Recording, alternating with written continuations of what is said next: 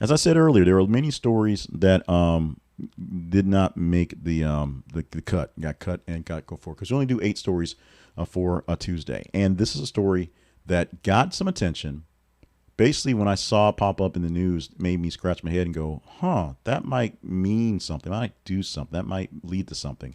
And so it's here. So some other stories that were interesting and maybe in some cases, more importantly, definitely on the financial side, because so many financial things are happening, you'll hear them in the main cast. If this is your secondary, then you'll get plenty of those. But the headline we have for story number 8, Hungary passes constitutional amendment banning LGBTQ public events. Yesterday, Hungary's parliament passed a constitutional amendment. That means it is the law of the land that banned public LGBTQ plus events, including the annual Budapest Pride March.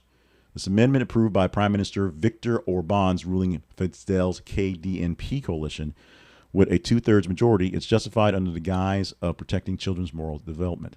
It prohibits the promotion of and displays of homosexuality to minors and grants authorities the power to use facial recognition technology to identify, potentially fine attendees for prohibited gatherings.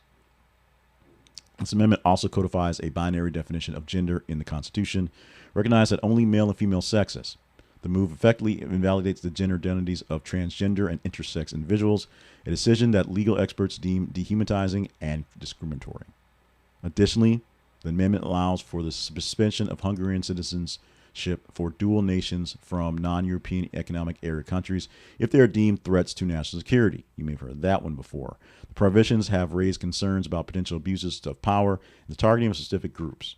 Opposition lawmakers and civil rights groups have condemned the changes as authoritarian and politically motivated, things that Orbán is known for doing and doing very publicly, if you will.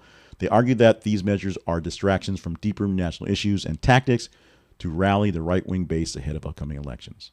Protests have erupted across the country, with demonstrators attempting to blockade the entrance of the parliament in opposition to the vote.